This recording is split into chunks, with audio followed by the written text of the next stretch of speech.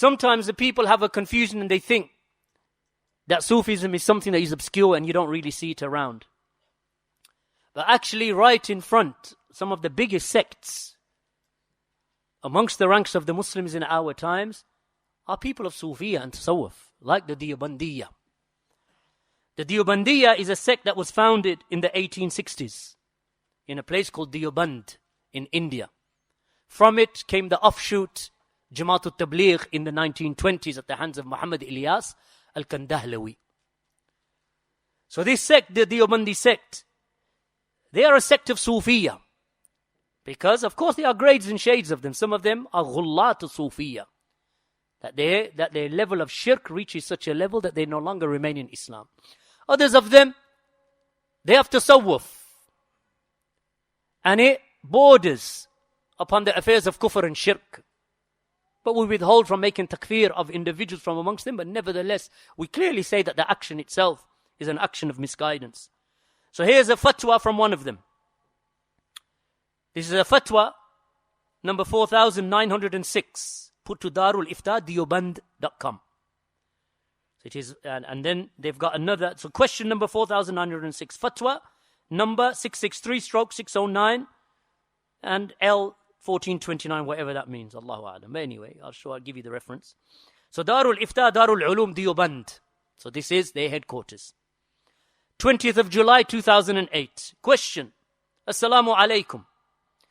My wife wants to stay with a Hindu man to whom she loves. And it is a question of iman and also a question of izzat. Or honor, izzah. I want to ask, is there any kind of dua or wadhifa to bring my wife back home without giving her to eat or to drink anything? Meaning that I can't get to her any food that would maybe put a potion upon her and bring her back. But is there any dua I can make or any wadhifa, any recitations or something that I can do to bring her back home and to keep her in control? So this is the answer of their scholars. And this is what I say about tasawwuf and their ibadah. He said after the Isha Salah, take 11 grains of black pepper and recite Ya Latif, Ya Wudud. Ya Latif, Ya Wudud, 1,100 times. With durood, 11 times. You know what durood is, right? Allahumma salli ala Muhammad wa ala ali Muhammad and so on. Recite that 11 times. Before and after, while thinking, I'm just reading as it is verbatim, whilst thinking your wife to love you. They're Indian, right? So the grammar is not correct. But anyway, while thinking your wife to love you. Having it done, blow on the black peppers and put them in burning fire and pray to Allah. Do this at least for 40 days. And Allah knows best. Darul Ifta, Darul Ulum, Deoband. This is, how many of those oppositions to those 6 points do you find just in this one answer? Another one. This is another Deobandi website called interislam.org. They tell a story of one of their saints.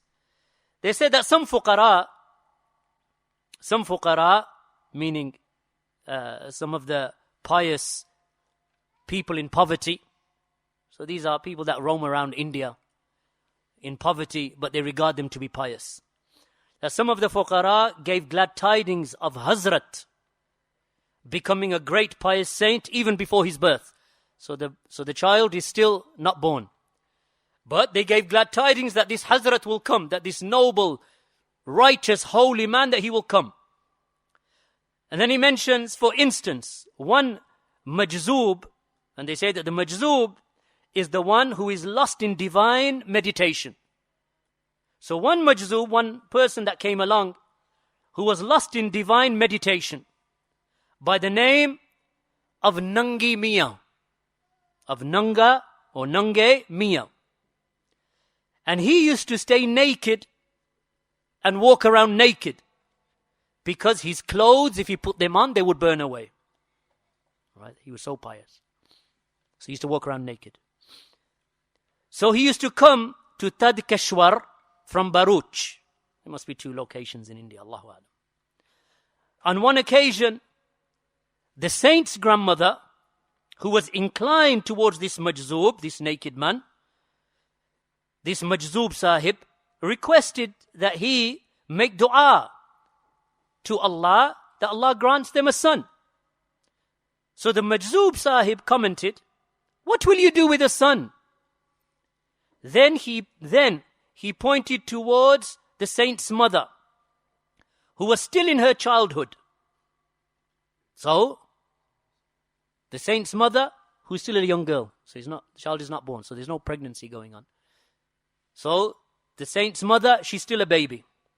So he pointed towards her, and he said, "This girl will bear such a son, who will be a great and pious saint."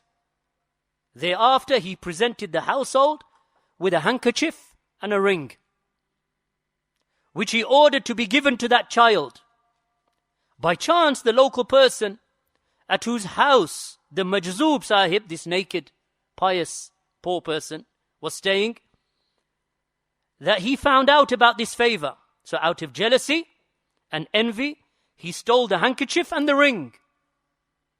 So the Hazrat's grandmother went and informed the majzoob sahib, this naked man, this Nanga Pir, regarding the theft. On hearing this, the majzoob sahib commented, "Whoever has stolen these things, then his house will be destroyed." So he can foretell the future. Hence, thereafter, 3 sons of that person who stole the handkerchief and ring died. After realizing the outcome of the mistake, the person presented himself with the handkerchief and the ring and apologized to the majzoob, who in turn said, "There is no need for this now. I don't need the handkerchief and ring." What did Shaykh al-Fawzan say?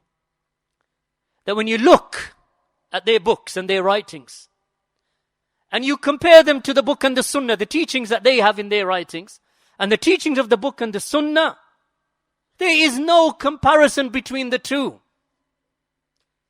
There is a huge distance between the two. Look at the Quran and the sunnah and look at their meanderings. Look at the foolishness that they're writing. A naked saint. Why do you wear clothes? If I wear clothes, they burn off. Why do they burn off? Because I'm so pious.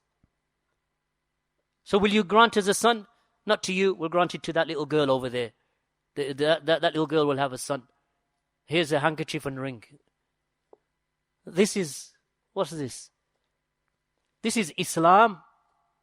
Or is this just some superstitious religion? That's why Ihsan Ilahi Zahir, rahimahullah, he said, that if you look at their writings, you find in it the monasticism of the Christians, the asceticism of the Yahud, of the Jews, and the ideas and the practices of the Brahmin Hindus, and the abstinence of the Buddhists. That's what you find in their religion. You see it combined just in these 2 fatwa, or these 2 writings. One was a fatwa, and one is a story. Wallahi, I looked into some of their writings about a few years ago. And wallahi, you don't know that you're reading about Islam.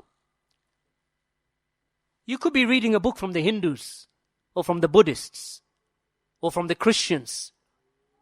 Where's the hadith of Allah's Messenger sallallahu alayhi wasallam? Where is the aqidah?